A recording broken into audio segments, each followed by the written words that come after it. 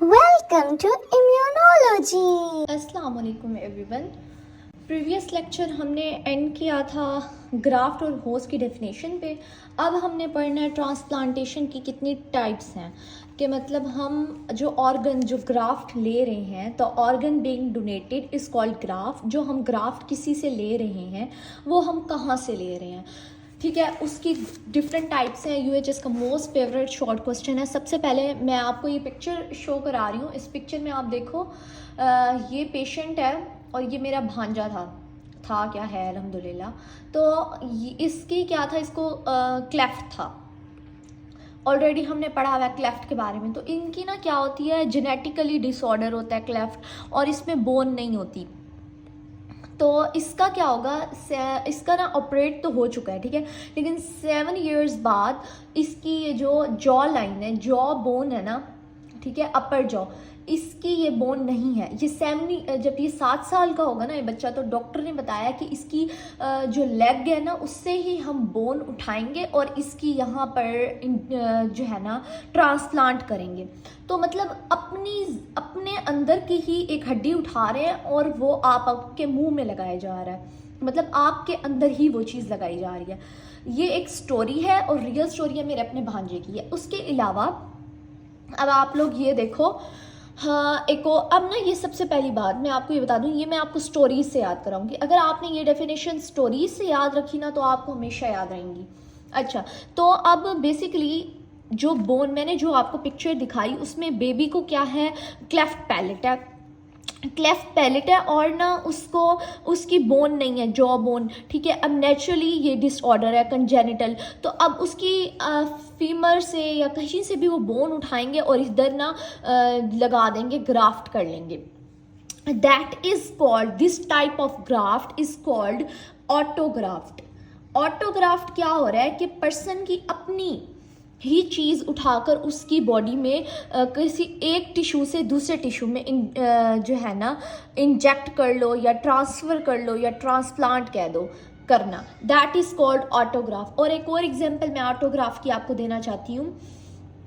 Basically autographed की ये example भी बन सकती है, जैसे हम ना हार्ट का सुनते हैं। हार्ट में क्या होता है, किसी का जो हार्ट, तो जब आपके ना हार्ट का बाईपास होता है, आपने बाईपास का वर्ड सुना होगा, तो उसमें क्या करते हैं डॉक्टर्स, क्योंकि हार्ट अटैक की वजह से उसकी जो कोरोनरी आर्टरीज होती हैं वो डैमेज हो जाती हैं या वो ब्लड सप्लाई नहीं कर रही होती, तो आपकी अपनी बॉडी की लेग से कोई भी आर्टरी उठाते हैं और आपके हार्ट में लगा देते हैं। This is also the example of autographed. तो इसका मतलब ऑटोग्राफ्ट हो रहा है हमारी सोसाइटी में, हमें एग्जाम्पल्स भी आनी चाहिए इसकी। इससे रिलेटेड मैंने 2 स्टोरीज बताई हैं आपको, एक क्लेफ्ट पैलेट की और बाईपास की, जो कि हमारे पास हार्ट का होता है। ये तो कॉमन है, ठीक है। तो ऑटोग्राफ्ट क्या है, ऐसा ग्राफ्ट जो आपकी एक ही पर्सन है, हमने उसी का टिश्यू एक टिश्यू की साइड से उठाया और दूसरी जगह पे इंजेक्ट कर लिया या उसको ट्रांसप्लांट कर दिया, दैट इज कॉल्ड ऑटोग्राफ्ट। और एक एमसीक्यूज आता है कि कौन सा ग्राफ्ट की टाइप है जो सबसे ज़्यादा सेफ है। ऑटोग्राफ्ट सबसे ज़्यादा सेफ है, क्यों? बिकॉज देखो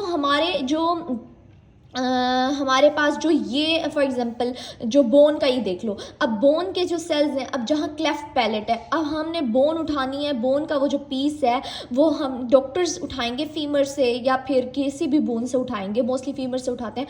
तो उसमें भी एमएचसी वही है, हमारी बॉडी का सेम एमएचसी है जो हम लोग ट्रांसप्लांट कर रहे हैं दूसरी साइड पे, तो सेम एमएचसी है, इसमें कोई रिजेक्शन की चांसेस नहीं है, यहाँ 0 रिजेक्शन होती है बाईपास में और क्लेफ्ट पैलेट में।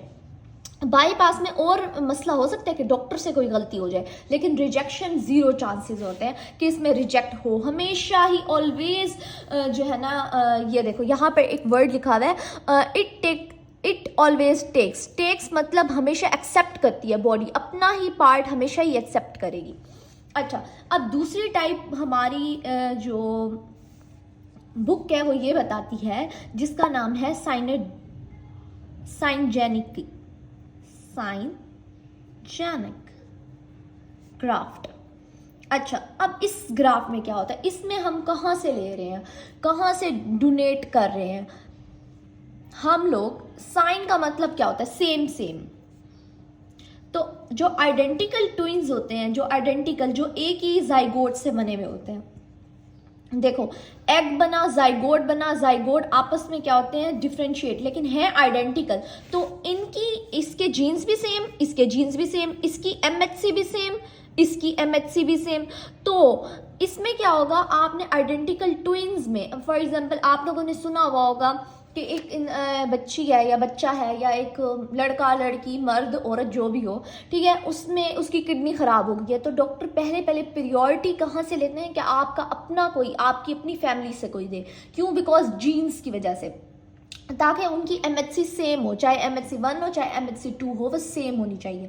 तो अब आइडेंटिकल ट्विन है अगर किसी का, तो वो बड़ा बेनिफिशियल रहता है, वो कहते हैं यही ही दे ट्रांसप्लांट के लिए कोई भी चीज़, क्योंकि उनको पता है इसमें रिजेक्शन की चांसेस कम है, दोनों आइडेंटिकल हैं, तो बहुत कम चांसेस है कि इनके एमएचसी चेंज हो आपस में। ओके, यहाँ तक तो हम क्लियर हो गए। यहाँ तक तो आपको स्टोरी, ऑटोग्राफ की भी मैंने स्टोरी बता दी, साइनोजेनिक की भी स्टोरी बता दी। अब आ जाते हैं हम लोग जीनोग्राफ्ट। जीनोग्राफ्ट क्या है? जीनोग्राफ्ट में ना आपने ये बात, मैं तुम लोगों को एक मज़े की बात बताऊँ, जहाँ पर भी जीनोग्राफी आती है, जीनोग्राफ्ट आता है, ये जीनो का कोई वर्ड आता है, तो हमें पता है कि हम ना एनिमल से स्टार्ट करते हैं। अब ना ये डिफरेंट स्पीशीज़ में हो रहा होता है, ये बहुत रिजेक्शन के चांसेस होते हैं इसमें।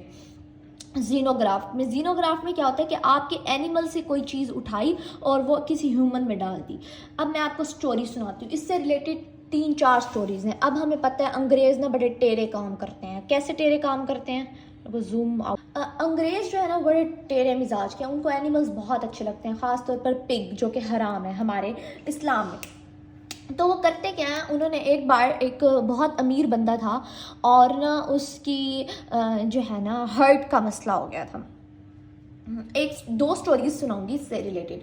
अच्छा, उसके ना हार्ट का मसला हो गया था और ना उसको हार्ट कोई डोनेट ही नहीं कर रहा था। अब हार्ट तो कोई अपना दे ही नहीं सकता, ये तो वही वाली बात होगी ना। अब उसको हार्ट कोई डोनेट नहीं कर रहा, और वैसे भी कोई नहीं करता ये चीज़।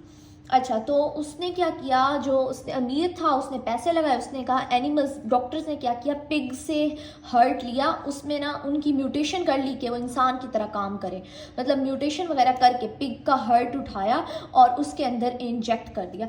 अब 2 हफ्ते तक तो वो बंदा ठीक रहा, उसके बाद रिजेक्शन हो गई। क्यों? Why reason?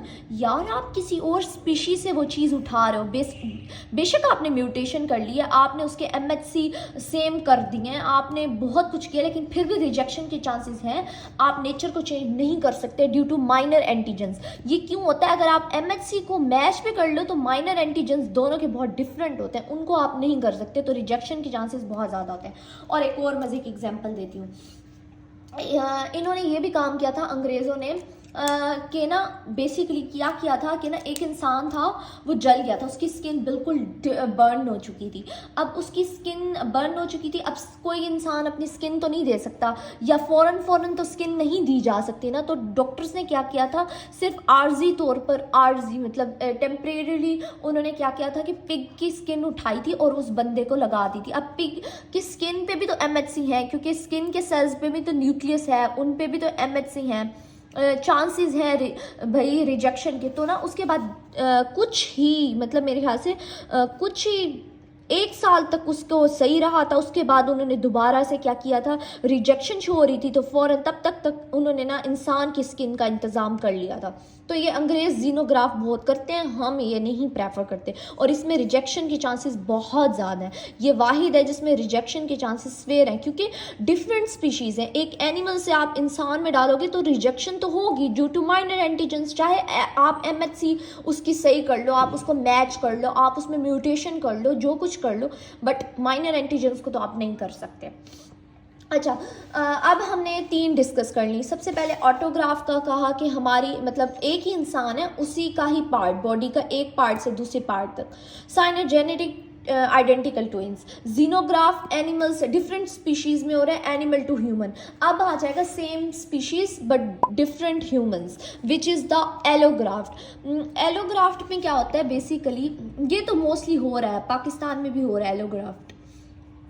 किसी भी पर्सन की किडनी डैमेज हो जाती है, किडनी ट्रांसप्लांट, तो उसकी फैमिली मेम्बर्स में से कहते हैं यार आओ आप लोग अपने टेस्ट कराओ, अगर आपकी MHC मैच हो जाती है, क्रॉस मैच हो जाती है, तो हमें ट्रांसप्लांट के लिए ना पहले कोशिश की जाती है कि आपके अपने रिलेटिव्स ही दे दें, किसी को किडनी दे दें, किसी को लीवर का कोई पार्ट दे दें, कुछ भी, मतलब ट्रांसप्लांट कोशिश की जाती है ड्यू टू जेनेटिक्स। तो ये हो रहा होता है, सेम स्पीशीज़ है, एलोग्राफ्ट होते हैं सेम स्पीशीज़ में होना। अच्छा, सेम स्पीशीज़ हो बट डिफरेंट ह्यूमंस है, ठीक है। अब इसमें भी रिजेक्शन के चांसेस होते हैं, चाहे आप क्रॉस मैच करा लो। क्यों? Because of minor antigen. सबसे सेफ कौन सा है? ऑटोग्राफ्ट, कि आपकी अपनी बॉडी का ही लगाया जाए। जैसे मैंने इसमें 2 एग्जांपल दिए आपको। एलोग्राफ्ट तो मोस्टली हो जाता है, आपको पता होगा। मेरी एक रिसेंटली मेरी फ्रेंड के ही रिलेटिव्स हैं, उनमें उनकी किडनी ट्रांसप्लांट हुई, आफ्टर सम मंथ्स वो उनकी डेथ भी हो गई। तो इसमें बड़े कम चांसेस होते हैं और डॉक्टर बता देते हैं। इसमें रिजेक्शन होती है बट फिर भी सेफ है, क्योंकि ह्यूमन टू ह्यूमन हो रहा होता है। तो बड़े ही टेस्ट करवाने के बाद आगे हम देखेंगे टेस्ट भी हम कौन कौन से कराते हैं। हम HLA टाइपिंग कराते हैं। What is HLA typing? UHS most favourite short question है HLA टाइपिंग, वो आगे मैं बताती हूँ। लेकिन अभी तक हमने सिर्फ ग्राफ्ट की टाइप्स देखी। कौन सी आपने स्टोरी से याद करना है? ऑटोग्राफ्ट हो गया, जीनोग्राफ्ट हो गया, एलोग्राफ्ट हो गया और साइनोजेनिक ग्राफ्ट। मतलब सबसे पहले आपने अपनी बॉडी से आपने उठाना है ऑटोग्राफ्ट, फिर आपने अपने आइडेंटिकल प्रेफर करना है, आइडेंटिकल ट्विन, फिर आपने एलोग्राफ्ट को प्रेफर करना है। लास्ट में अगर आप बहुत अमीर इंसान है तो वो जीनोग्राफ्ट को प्रेफर करता है। दैट्स इट, ये थी ग्राफ्ट की टाइप्स। अब हम पढ़ेंगे रिजेक्शन की टाइप्स अकॉर्डिंग टू MHC, मतलब टाइप्स ऑफ रिजेक्शंस पढ़ेंगे। हमारे पास हमारी बुक ने अब ग्राफ्ट तो हो गया, मतलब ट्रांसप्लांट हो गया, लेकिन रिजेक्शन भी तो होती है ना बॉडी में। तो डिफरेंट टाइप्स ऑफ रिजेक्शंस होती हैं। कौन कौन सी रिजेक्शंस हैं? वो ये है सॉलिड ऑर्गन रिजेक्शन। लेकिन उससे पहले मैं आपको ये बुक से रिवाइज करा लूँ। ऑटोग्राफ्ट क्या है? Transfer of an individual on tissue, उसका अपनी ज़ात का टिश्यू, ठीक है। उस it is always permanently accepted, हमेशा एक्सेप्ट होता है क्योंकि ऑटोग्राफ्ट है। अच्छा जी, ग्राफ्ट का मतलब होता है एडिंग करना, ऐड करना। Syngeneic, it is a transfer of tissue between genetical identical twins, ये भी हमेशा एक्सेप्ट होता है, ठीक है। उसके बाद आ जाता है जीनोग्राफ्ट। जीनोग्राफ्ट डिफरेंट स्पीशीज़ में हो रहा था, transfer of tissue between different species, मतलब एनिमल टू ह्यूमन। अच्छा, एलोग्राफ्ट, अच्छा उन्होंने यहाँ पर मेंशन किया अनयूजुअल सर्कमस्टांसिस में ही ये किया जाता है। मतलब मैंने आपको जैसे बताया, अमीर बंदा है उसको ना मिल रहा होगा तो ऐसा पॉसिबल है। उसके बाद आ जाते हैं allograft. It is a graft between genetically different members of the same species, same species हो मगर 2 डिफरेंट पर्सनस हो। तो आपने ये याद रखना और साथ में एग्जांपल्स भी दे देंगे। अब हम आ जाते हैं रिजेक्शन। हमने ग्राफ्ट कर लिया, अब हम इसकी टाइप्स ऑफ रिजेक्शन को डिस्कस करते हैं। सबसे पहले मैं आपको सिंपल वर्ड्स में बता देती हूँ कि कितनी डिफरेंट टाइप्स ऑफ रिजेक्शंस हैं। तो ना इन्होंने सॉलिड ऑर्गन रिजेक्शन में मेनली डिस्कस किया हुआ है एलोग्राफ्ट को, मतलब 2 डिफरेंट ह्यूमन से। एक डोनर कोई और पर्सन है और जो रेसिपिएंट है वो और पर्सन है, लेकिन स्पीशीज सेम है। तो इसमें क्या होता है, 3 टाइप्स ऑफ रिजेक्शन हो सकती है। Number 1, acute rejection. Acute rejection, एक मिनट, यस, एक्यूट एलोग्राफ्ट रिजेक्शन, जो कि 11 से 14 दिन के दरमियान होगी। किस वजह से होगी आगे एक्सप्लेन करती हूँ, बस आप हाईलाइट कर लो। 3 टाइप्स ऑफ रिजेक्शन होती है। नंबर 2, क्रॉनिक रिजेक्शन, कुछ सालों बाद या महीनों बाद जो रिजेक्शन हो, ठीक है। उसके बाद लास्ट में हाइपर एक्यूट या इसको सब एक्यूट रिजेक्शन भी कह सकते हैं। अब UHS का मोस्ट फेवरेट है, डिफाइन करें एक्यूट, सब एक्यूट या क्रॉनिक। इसमें 3 हैं, आप लोग हाईलाइट कर लो, नंबर 1, नंबर 2 एंड नंबर 3। हम नंबर 3 से स्टार्ट करते हैं, हाइपर एक्यूट रिजेक्शन से, ठीक है। उसके बाद एक्यूट पे और फिर क्रॉनिक पे। पहले आप लोग यहाँ से मैं आपको रीड आउट कराती हूँ, फिर बुक से पढ़ते हैं। अब हम बुक से पढ़ते हैं। हमने वो इसका ओवरव्यू तो ले लिया। नंबर 1 पॉइंट, हाइपर एक्यूट में हमें पता है कि भाई विद इन मिनट्स जो है ना आपका रिजेक्शन हो रही है ड्यू टू एंटीबॉडीज़ बनी हुई है। उसको मैं आगे एक्सप्लेन करती हूँ। सबसे पहले एक्यूट रिजेक्शन पे आते हैं। एक्यूट रिजेक्शन कैसे हो रहा होता है? एक्यूट रिजेक्शन, जैसे आपने ना हमारे पास किडनी के बारे में हम पढ़ते हैं, एक्यूट किडनी फेलियर और क्रॉनिक किडनी फेलियर। एक्यूट क्या होती है? सडन हो जाना, 11 to 14 डेज। इसमें क्या होगा कि आपको पता है, अगर मैं कोई किडनी, फॉर एग्जांपल मैं किडनी ट्रांसप्लांट कर रही हूँ, ठीक है, मैं एक पर्सन से, मतलब ये डोनर है, डोनर से हम किडनी उठाकर पेशेंट को दे रहे हैं, ठीक है। तो हम जब किडनी उठा के दे रहे हैं उसको कट करके, तो बेसिकली उसमें ब्लड वेसल्स भी तो होंगी ना अंदर, उसके अंदर ब्लड वेसल्स में ब्लड सेल्स भी होंगे, उन पे MHC भी होगी, MHC2 भी होगी, और इसकी एंडोथीलियम पे MHC1 भी होती है, हर सेल के ऊपर MHC1 लगी हुई होगी। तो MHC2 भी जा रही है, MHC1 भी जा रही है, और ब्लड, इसके रेड ब्लड सेल्स भी जा रहे हैं। रेड ब्लड सेल्स के अंदर एंटीजन्स होते हैं, जैसे हमारा ब्लड ग्रुप A पढ़ते हैं तो उसमें एंटीजन A होता है, उसमें एंटीबॉडीज़ भी तो होती हैं ब्लड में, तो सब कुछ जा रहा है अंदर। बाज़ औक़ात क्या होता है कि आप इंजेक्ट तो कर देते हो, आप ट्रांसप्लांट तो कर देते हो, आप ऐड तो कर देते हो, पेशेंट है ये, लेकिन कुछ अरसे 14 से 15 दिन बाद आप ना डॉक्टर से कोई गलती हो जाती है, ब्लड वेसल में कोई इशू आ जाता है और ब्लड ब्लॉकेज हो जाती है, और वो क्या होता है, वो टिश्यू नेक्रोस करेगा, उसकी सेल की डेथ हो जाएगी, किडनी मर जाएगी, क्योंकि ब्लड वेसल ही सही नहीं लगी, उसको खून नहीं जा रहा, वस्कुलराइजेशन, हाँ बोलना ही नहीं आ रहा, वस्कुलराइजेशन में मसला हो गया। अब यहाँ पर इनकी एग्जाम्पल देखो, इन्होंने एग्जाम्पल में क्या दिया हुआ है कि vascularization of the graft is normal initially तो सही है, लेकिन रिडक्शन इन ब्लड फ्लो में मसला आ गया, या T cell mediated reaction is the main cause of acute rejection। मतलब T सेल एक्टिव हो गए हैं, उन्होंने इसको एज अ फॉरन एन लिया और इसको फॉरन इसके खिलाफ एंटीबॉडीज़ बनाएंगे और इसको रिजेक्ट कर दिया। मतलब कुछ दिनों बाद 11 से 14 दिन, 14 नहीं मतलब 2 हफ्ते बाद T सेल्स एक्टिव हुए हैं, या फिर ये रीज़न हो सकती है कि उसको ब्लड सप्लाई सही नहीं मिल रही, या ये रीज़न हो सकती है T सेल एक्टिव हुए हैं, T cell mediated immunity, T cell ने इसके खिलाफ इसको एज अ फॉरन एन लिया और इसको ख़त्म कर दिया। That is called the acute rejection. अब आ जाते हैं हम लोग अपनी क्रॉनिक पे। अच्छा, क्रॉनिक क्या होगा कि मसला चल रहा है बॉडी में लेकिन सिम्टम्स शो नहीं हो रहे, लेकिन एट अ टाइम उसके बाद ना बहुत मसला हो जाएगा। मतलब क्रॉनिक रिजेक्शन क्या होगा कि कुछ मंथ्स या सालों बाद रिजेक्शन हो गई, आपने किडनी ट्रांसप्लांट किया और कुछ महीने तो वो ठीक रहा इंसान, और कुछ मंथ्स के बाद या मंथ्स टू ईयर्स तक ना के दरमियान ना ये रिजेक्ट हो जाएगी, बॉडी इसको रिजेक्ट कर देगी। ओके, उसमें क्या होगा बेसिकली, इसमें क्या होगा, इसमें मेन रीज़न क्या आती है जो हमारी बुक बताती है, वो कहती है एथेरोस्क्लेरोसिस हो जाएगी। एथेरोस्क्लेरोसिस आपको पढ़ा हुआ होगा, या फिर दूसरी इन्होंने एग्जाम्पल दी है, एग्जाम्पल 1 ये दी है, और एग्जाम्पल 2 ये दिया है कि क्रॉनिक इस वजह से भी हो सकता है, बेसिकली माइनर एंटीजेंस की वजह से। मतलब माइनर एंटीजेंस फ़ौरन तो रिएक्ट नहीं करती, लेकिन कुछ अरसे बाद माइनर एंटीजेंस उस चीज़ को रिजेक्ट कर देती हैं। अब मेजर एंटीजेंस तो हमने पढ़ लिया है, MHC, हम ट्रांसप्लांट में MHC1 देखते हैं और MHC2 देखते हैं, इनके जीन्स को कंपैटिबल करते हैं। क्या MHC1 का HLA-A है, HLA-B और C है, और इसका HLA-D सेम है, हम ये देखते हैं डोनर और रेसिपिएंट का। लेकिन मैंने आपको पहले प्रीवियस लेक्चर में भी बताया था, इसके अलावा माइनर एंटीजेंस होते हैं जो कि हमें टेस्टिंग से पता नहीं चलते, तो उसकी वजह से कुछ अरसे बाद क्रॉनिक रिजेक्शन आ सकती है, कई मंथ्स या सालों बाद वो उस ऑर्गन को रिजेक्ट करेगी और किडनी जो सॉलिड ऑर्गन रिजेक्शन हो जाएगी।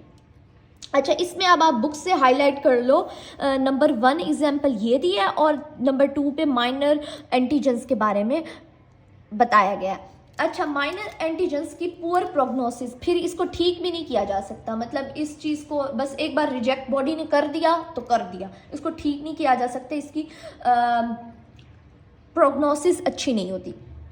दूसरी बात ये है, तीसरा वो ये कहते हैं कि ना पहले रिजेक्शन क्यों नहीं हुई। हम ये भी तो कह सकते हैं माइनर एंटीजन पहले ही रिजेक्ट कर देते, ये क्या बाद में रिजेक्शन करने की क्या तो क्या। तो बेसिकली आपको पता होगा जब भी हम ट्रांसप्लांट करते हैं तो पेशेंट, जो हमारा पेशेंट होता है, उसको हम इम्यूनो कंप्रेसिव ड्रग्स देते हैं ताकि उसकी इम्यूनिटी लो हो जाए, ताकि उसके T सेल्स उसको एज अ फॉरन ना लें और उसको जो है ना as a foreign reaction show ना करें। मतलब क्या इस बात का, आपको पता होगा जब भी हम ट्रांसप्लांट करते हैं तो वो बंदा, हम उस पेशेंट को ऐसी ड्रग्स देते हैं ताकि उसकी इम्यूनिटी क्या हो जाए, स्लो हो जाए। वो क्यों स्लो हो जाए? बिकॉज ऑफ टी सेल्स, ताकि टी सेल्स का कम काम करें, उनको इम्यूनो सप्रेस कर देते हैं ताकि वो उसके खिलाफ जो है ना उसको एज अ फॉरेन एन ना लें और उसको रिजेक्ट ना करें। तो पहले पहले तो रिजेक्शन शो नहीं होगी, लेकिन जैसे ही हम इम्यूनो कंप्रेसिव ड्रग्स कम तो करनी है ऑब्वियसली, अब बंदे को हमेशा के लिए इम्यूनो कंप्रेस तो नहीं रखना, तो फिर माइनर एंटीजेंस एक्ट करती हैं और रिजेक्शन हो जाती है। अच्छा, अब आ जाते हैं लास्ट हमारे पास इन्होंने जो टाइप बताई हुई है, which is the hyper acute rejection. Hyper acute rejection क्या होता है? अभी ट्रांसप्लांट डॉक्टर ने किया, किडनी लगाई, फौरन ही इस ऑर्गन की डेथ हो गई, इसको कहेंगे हाइपर एक्यूट रिजेक्शन। ये क्यों होती है, वजह बताती हूँ। हाइपर एक्यूट भी कहते हैं, और ना इस ऑर्गन को हम कहेंगे वाइट ग्राफ्ट ऑर्गन। रुक जाओ दिखा देती हूँ, बुक में लिखा हुआ है, देखो ये विद इन मिनट्स होती है, आप इसको हाईलाइट करो। सेकेंड, इसको वाइट ग्राफ्ट भी कहते हैं, वाइट, हाँ यहाँ नहीं लिखा हुआ, पता नहीं प्रीवियस बुक में हमारी लिखा हुआ होता था। अच्छा, मतलब जब ये ऑर्गन की फुल डेथ हो जाएगी, फौरन वाइट हो जाएगा, जिसको हम वाइट ग्राफ्ट ऑर्गन कहेंगे। क्यों होता है ऐसा? असल में ना, अब आपको पता, मज़े की बात बताती हूँ, इसके खिलाफ ना पहले से ना अब ना एंटीबॉडीज़ बनी हुई थी। फॉर एग्जांपल, इस हमसे गलती हो गई है ब्लड ग्रुप में, हमने ए ब्लड ग्रुप था जहाँ से लिया, डोनर से, ये ए ब्लड ग्रुप से आया, और हमने उसको ए बी में लगाया। फॉर एग्जांपल, इसके खिलाफ एंटीबॉडीज़ थी तो वो उसको रिजेक्ट कर देगा, ऐसा भी हो सकता है। ओके, बहुत आसान था, इतना मुश्किल था नहीं जितना आपको लग रहा होगा। बस आप लोगों ने स्टोरी की तरह याद रखना है। जितना आप स्टोरी पढ़ोगे ना, मतलब स्टोरी अगर आपको याद होगी ना, आप खुद भी लिख सकते हो अपनी वर्डिंग में, ठीक है। अब हमारे पास यहाँ हो गया डन। उसके अलावा अब आ जाते हैं हम लोग, हाँ, वो कहते हैं कि डिपेंड कर रहा है कि आपका जो ग्राफ्ट है मिसमैच तो नहीं हुआ, क्योंकि जब भी आपने ट्रांसप्लांट करना है पहले आपने HLA A B D सबको अलील्स को मैच करना है, फिर ट्रांसप्लांट करना है। उसके बाद वो कहते हैं अब रिजेक्शन के ना 2 पाथवे हैं। हमने तो ये टाइप्स पढ़ी ना कि सबसे पहले एक्यूट रिजेक्शन भी हो सकती है, हाइपर एक्यूट भी हो सकती है, क्रॉनिक भी हो सकती है, लेकिन अब इसका मैकेनिज्म क्या है इसकी रिजेक्शन का, असल में बॉडी कर क्या रही होती है अंदर जो रिजेक्शन होती है। तो इसकी 2 टाइप्स ऑफ मैकेनिज्म है जिसमें बॉडी रिजेक्ट करती है। ये थी हमारे पास 3 टाइप्स ऑफ रिजेक्शन के रिजेक्शन कितनी टाइप्स हैं, कितने अरसे बाद रिजेक्शन हो रही है, लेकिन ये है कि भाई मैकेनिज्म क्या है रिजेक्शन का, बॉडी कैसे रिजेक्ट कर रही है, कौन सी चीज़ एक्टिव हो रही है जिसकी वजह से ट्रांसप्लांट रिजेक्ट हो रहा है। There are 2 pathways, number 1 direct and number 2 indirect pathway. UHS most favorite question, direct pathway and indirect pathway, which is the mechanism of rejection। Rejection हो कैसे रही है, ये भी एक स्टोरी है, बड़े मज़े की है। स्टोरी की तरह पढ़ेंगे तो आसान रहेगा, अगर स्टोरी की तरह नहीं पढ़ना ना तो इम्यूनो भाई गई। चलो अब वो रीड आउट करते हैं, उसके बाद हम लोग आगे चलते हैं। आगे हमारा भी आसान है, इतना मुश्किल नहीं है, 2 पेजेस रहते हैं बस। अच्छा, तो आपको मैकेनिज्म ऑफ रिजेक्शन समझने के लिए सिर्फ ये समझना है कि जैसे हम छोटे बच्चे होते थे और हम लोग, हमारे माँ बाप हमारे मुंह के अंदर खाना देते थे, तो हर बच्चे का अलग रिस्पांस होता है कि वो रिजेक्ट करता है खाने से, हम नहीं खाना खाते। तो सेम एक्जैक्टली अगर हमारी बॉडी में कोई चीज़ ग्राफ्ट की जा रही है, कोई चीज़ डाली जा रही है, तो हमारी बॉडी रिजेक्शन करने का उसके 2 तरीके हैं, एक डायरेक्ट और एक इनडायरेक्ट। तो आप इस तरीके से इस बात को समझ सकते हो। नंबर 1 पे हम डायरेक्ट पाथवे को देखते हैं कि इसमें कैसे रिजेक्शन हो रही है। बेसिकली ये फॉर एग्जांपल हमारा डोनर है, ठीक है, और ये पर्सन हमारा रेसिपिएंट है। अब जो डोनर से जो किडनी आ रही है तो उसमें क्या होंगे, ब्लड वेसल्स भी साथ में आ रही हैं उस किडनी के साथ, फॉर एग्जांपल, या लीवर के साथ। तो उस ब्लड में क्या होता है, ब्लड में APCs होते हैं। APCs क्या होते हैं, एंटीजन प्रेजेंटिंग सेल्स होते हैं, जो कि हमारे पास 3 हैं। एक हमारे पास डेंड्रिटिक सेल, मैक्रोफेजेस और B सेल। अब उन तीनों पर MHC1 भी है और MHC2 भी है। ओके, रिजेक्शन हो भी on the basis of MHC रही है, तो हमने डिस्कस भी उसको करना है। अब यहाँ ये रेसिपिएंट है, रेसिपिएंट को अभी हम लोग बेसिकली अब आपने समझने की कोशिश करनी है कि हो क्या रहा है। अब ये जो हमारे MHC हैं ये आ गए हैं बॉडी में। अब इनको ना जोश चढ़ता है, ये लोग ना एफिशिएंसी दिखाने के लिए ना रेसिपिएंट के टी सेल्स के पास जाएंगे कि देखो देखो हमने एंटीजन पकड़ा। फॉर एग्जांपल जब अब ये आ चुका है, ये डोनर वाला रेसिपिएंट के अंदर आ चुका है। अब इन्होंने क्या किया, MHC का काम क्या होता है, कोई भी एंटीजन हो उसको पकड़ लेना। फॉर एग्जांपल कोई डेंड्रिटिक सेल है, डेंड्रिटिक सेल को ही डिस्कस करते हैं, उस पर क्या लगा हुआ होता है MHC1 और MHC2। MHC2 पर उसने क्या किया, एंटीजन को पकड़ा और एफिशिएंसी मारने के लिए ना लिम्फॉइड टिश्यू के अंदर गया, रेसिपिएंट के अंदर, ठीक है, और उसके टी सेल्स को जाके दिखाया ये देखो देखो मैंने एंटीजन पकड़ा है, तुम एक्टिवेट हो जाओ। अच्छा, टी सेल्स तो बहुत समझदार और चालाक होते हैं, वो कहते हैं तुम मुझे पहले ये बताओ, तुम तो मेरे वाले मतलब मेरी बॉडी के MHC नहीं हो, क्योंकि आपको पता है जब हम टी सेल्स की थाइमिक सिलेक्शन होती है तो हम पॉजिटिव और नेगेटिव जब सिलेक्शन होती थी, हम नेगेटिव सिलेक्शन में उसको अपनी सेल्फ प्रोटीन्स दिखाते थे, उसको हमारी MHC1 और MHC2 दिखाई जाती थी। जो टी सेल MHC1 को रिकॉग्नाइज करता था उसको हम CD8 कहते थे, और जो MHC2 को रिकॉग्नाइज करता था उसको CD4 कहते थे। तो टी सेल्स अपनी MHC को बहुत अच्छे तरीके से पहचानते हैं। अब जब ये एफिशिएंसी मारने के लिए, ये कौन सा है, डोनर का MHC डेंड्रिटिक सेल, एफिशिएंसी मारने के लिए एंटीजन लगा के आया, टी सेल्स ने फौरन पहचान लिया ये तुम खुद भी फौरन एनो। उसने इस एंटीजन को इग्नोर मारा, उसने कहा पहले तो बच्चों तुम बच्चों मुझसे। उसने क्या किया, इसके खिलाफ ही डायरेक्ट इसको किल करने की कोशिश की, और टी सेल ने क्या बनवा ली, एंटीबॉडीज बनवा ली, और उसको पता चल गया बाहर से कोई चीज़ आई हुई है, उसने पूरा रिजेक्ट कर दिया इसको। मतलब वो अब ये एफिशिएंसी मारने के लिए उसको एंटीजन दिखाने गया, उसने कहा बच्चों तुम तो MHC ही नहीं हो मेरे, मैं तो तुम्हारे खिलाफ भी एंटीबॉडीज बनाऊंगी। उसने तो इसके खिलाफ बनाई, पूरा का पूरा जो डोनर से किडनी आई थी वो रिजेक्ट हो गई। That is called direct pathway. अच्छा, अब दोनों पाथवे में जो डिफरेंस है ना, यहाँ पर रोल प्ले कर रही हैं डोनर की MHC। डोनर की MHC की एफिशिएंसी की वजह से रिजेक्शन हो रही है कि टी सेल्स ने पहचान लिया, टी सेल्स ने कहा बेटा तुम तो मेरे MHC हो ही नहीं, मैं तो अपनी MHC को बहुत अच्छे से पहचानता हूँ, तुम तो वैसे फौरन एनो। उसको पता चला, उसने फौरन ही रिजेक्शन एक्टिवेट हुआ और रिजेक्शन शुरू कर दी, इसके खिलाफ ही एंटीबॉडीज बनाई। अच्छा, अब हमारे पास इनडायरेक्ट पाथवे में क्या होगा, अब जरा स्टोरी सुनने वाली चीज़ है, ठीक है। अब मैं इसको रिमूव करती हूँ और उसमें, अच्छा इसमें MHC डोनर की MHC की वजह से हुआ है, वहाँ पर रेसिपिएंट की MHC की वजह से होगा। वो कैसे होगा उसकी एक अलग स्टोरी है, वो मैं आपको बताती हूँ। अब हमारे पास दूसरा पाथवे कौन सा है, इनडायरेक्ट पाथवे। इसमें किस वजह से कैसे रिजेक्शन हो रही है, किस तरीके से हो रही है, बेसिकली हमने ये नोटिस करना है। अब हमारे पास डोनर का कोई भी ऑर्गन आया, ठीक है, रेसिपिएंट के अंदर, ये रेसिपिएंट है, ठीक है। अब ना जो डोनर का ऑर्गन आया, फॉर एग्जांपल आपको पता है हमारी ना बॉडी में शेडिंग हो रही होती है, चाहे स्किन है, स्किन के सेल्स ही शेड हो रहे होते हैं, हर चीज़ की जो है ना जो सेल्स होते हैं वो शेड हो रहे होते हैं। अब डोनर का फॉर एग्जांपल किडनी आई, उसके सेल्स शेड हो रहे हैं, गिर रहे हैं, मतलब शेडिंग हो रही है। अब हर सेल, हर न्यूक्लिएटेड सेल के ऊपर MHC1 होती है, MHC1 होती है। अब प्रोटीन गिर रही है, प्रोटीन क्या हो रही है, डोनर की गिर रही है ऐसे बॉडी में। अब हमारे रेसिपिएंट की, अब सुनो, रेसिपिएंट के जो MHC है, MHC1 और MHC2 जो कि हमारे APCs पे होती है, उसने क्या किया, वो एक्टिव हुई, उसने इसको एज अ फॉरेन एंड पकड़ा, और अब मतलब अब जो रोल प्ले कर रही है वो MHC रेसिपिएंट की ही कर रही है। ये गई टी सेल्स के पास, जो हमने ऑलरेडी पढ़ा हुआ है, टी सेल्स के पास गई, CD4 पॉजिटिव टी सेल्स को दिखाया, CD8 पॉजिटिव टी सेल्स को दिखाया, बॉडी में फॉरेन एन आया। उसने क्या किया, उसने सबसे पहले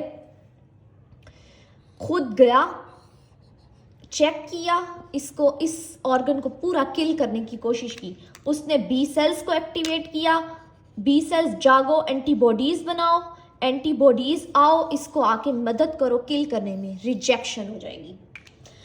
अब डिफरेंस क्या है डायरेक्ट और इनडायरेक्ट पाथवे में। जो डायरेक्ट पाथवे में था उसमें हमारे पास, एक मिनट ये चूंटी हटा दो, उसमें हमारे पास डोनर के अपने एमएचसी, कोई भी ऐसे बॉडी में अगर फॉरेन इन आया, एमएचसी खुद पकड़ के एफिशिएंसी मारने के लिए टी सेल्स के पास खुद गए, जैसे आ भैंस मुझे मार, वो वाला काम था डायरेक्ट में।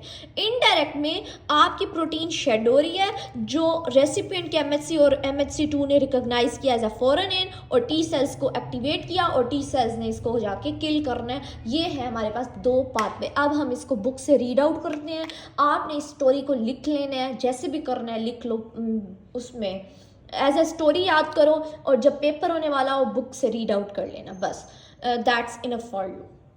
तो अब टी सेल्स ना इसको किल कैसे करेगा, यहाँ पर बुलाएगा सबसे पहले मैक्रोफेजिस को, आ जाओ मैक्रोफेजिस इकट्ठे बैठ के इसको खाएं, फिर न्यूट्रोफिल्स को और साथ में बी सेल को बुलाएगा और उसको कहेगा एंटीबॉडीज़ दो।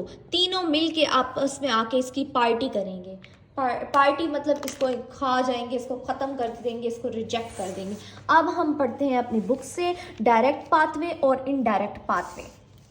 अच्छा, डायरेक्ट पाथवे में देखो, जैसे मैंने आपको बताया, एक मिनट, अब हमारे पास जो डायरेक्ट पाथवे है ना, उसमें डोनर्स एमएचसी सेंसिटाइजेशन हो रही है, मतलब डोनर के एमएचसी फॉरेन इन को सेंसिटाइज करेंगे और एफिशिएंसी मारने के बाद टी सेल्स के पास जाएंगे।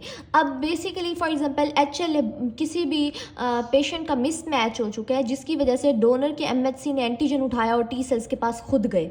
अच्छा, यहाँ पर यही हो रहा है। In this pathway the donor's APCs contain within the grafted organ migrate to the secondary lymphoid organs, मतलब कि डोनर के एपीसीज खुद जा रहे हैं सेकेंडरी लिम्फॉइड ऑर्गन्स में पेप्टाइड शो करने के, बाहर से फॉरेन इन आया। तो उसके बाद क्या होगा कि जो हमारे पास रेसिपिएंट के टी सेल्स है ना, उसको as appear to be non self, वो कहेंगे ये वाले एमएचसी हमारे नहीं है, ये नॉन सेल्फ है। फॉरेन टी सेल एक्टिवेट हो जाएंगे और उसको उसके खिलाफ रिएक्शन शो होगा और ये 10% होता है चांसेस। अच्छा, अब हमारे पास वो यही बात कर रहे हैं नॉन सेल्फ एचएलए, अगर क्लास 1 आई है तो वो एक्टिवेट करेंगे CD8 को, और अगर क्लास 2 आई है, फॉर एग्जांपल क्लास 1 एंटीजन पकड़ के आई है डोनर की, तो वो CD8 पॉजिटिव टी सेल्स को एक्टिवेट करेंगे और जो क्लास 2 आई है वो CD4। ये रूल ऑफ 80 है। अच्छा, अब हम आ जाते हैं इनडायरेक्ट पाथवे में। इनडायरेक्ट पाथवे में जो रेसिपिएंट है उसकी एमएचसी सेंसिटाइज कर रही है किसको, डोनर की प्रोटीन्स को एज अ फॉरेन इन। तो अब क्या होगा कि डोनर्स प्रोटीन, जो डोनर्स की प्रोटीन है वो शेड हो रही हैं, ये वही स्टोरी है, बाय डैमेज टिश्यू किसी वजह से ना शेड हो रही हैं। तो रेसिपिएंट के डेंड्रिटिक सेल्स उसको फॉरेन इन प्रोटीन्स को लिम्फ नोड में ले जाएंगे और वहाँ पर जाके टी सेल्स को दिखाएंगे और टी सेल्स क्या करेगा, उनके खिलाफ एक्टिवेट हो जाएगा। और टी सेल्स ने 3 काम करने हैं, CD4 पॉजिटिव टी सेल्स ने 3 काम करने हैं। उसने क्या करना है, एक्टिवेट करना है टी हेल्पर सेल को, ताकि वो टी हेल्पर सेल को एक्टिवेट करेगा, वो टी फॉलिकुलर हेल्पर सेल को एक्टिवेट करेगा और बी सेल को एक्टिवेट करेगा और एंटीबॉडीज बनवा लेगा। दूसरा, ये एक्टिवेशन हो रही है मैक्रोफेजिस की और न्यूट्रोफिल्स की। न्यूट्रोफिल को बुलाया जा रहा है और मैक्रोफेजिस को बुलाया जा रहा है और एंटीबॉडीज बनवाई जा रही हैं ताकि ऑर्गन को खा लिया जाए। अच्छा, अब ये एक इंपॉर्टेंट एमसीक्यूज है, इसको आप हाईलाइट कर लो, अंडरलाइन कर लो, जो भी कर लो। अब मैंने आपको डायरेक्ट पाथवे भी बताया और इनडायरेक्ट पाथवे भी बताया। अब इनडायरेक्ट पाथवे में जो शेडिंग हो रही है आपको समझ आ रही होगी। एक मिनट, ये तो मिट गया, खैर कोई बात नहीं, आपको समझ तो आ गया। जो शेडिंग हो रही है तो वो ना क्रॉनिक है, मतलब फॉर एग्जांपल क्रॉनिक क्या होता है, आफ्टर मंथ्स और ईयर्स में कहीं किसी भी वजह से इसकी प्रोटीन्स शेड हो रही हैं। फॉर एग्जांपल ये बुढ़ा हो रहा है, तो क्रॉनिक रिजेक्शन में चांसेस होता है कि इनडायरेक्ट पाथवे हो रहा होता है। क्रॉनिक जो रिजेक्शन होती है ना, उसमें इनडायरेक्ट पाथवे से ऑर्गन को रिजेक्ट किया जा रहा होता है। ये एमसीक्यूज है। अच्छा, और एक्यूट रिजेक्शन में डायरेक्ट भी हो सकता है और इनडायरेक्ट पाथवे, लेकिन क्रॉनिक में mostly indirect pathway role play करता है। बस इतनी सी बात है, आगे पढ़ने की ज़रूरत नहीं है, इतना कुछ खास नहीं है। अब यहाँ पर अगर आपके पास डायरेक्ट और इनडायरेक्ट पाथवे आएगा ना, यूएचएस का फेवरेट क्वेश्चन है, तो आपने ये डायग्राम्स भी बना लेंगे डायरेक्ट पाथवे की और इनडायरेक्ट पाथवे की। अच्छा, अब हम अपना यहाँ तक हमारा वाइंड अप हो गया। मैं तीसरा लेक्चर स्टार्ट कर रही हूँ, यूँ ना ज़रा अपलोड करने में मसला हो जाता है। अब आगे भी कुछ इंपॉर्टेंट एमसीक्यूज़ हैं, एमसीक्यूज़ कह रही हूँ, यूएचएस का ये शॉर्ट क्वेश्चन मोस्ट फेवरेट है और ये भी। इस चैप्टर को बहुत से बच्चे इग्नोर कर जाते हैं, लेकिन इससे बहुत शॉर्ट क्वेश्चन आते हैं, तो हमने बस ये पढ़ना है और वाइंड अप हो जाएगा इंशाल्लाह हमारा। I hope you like the video, please like, share and comment.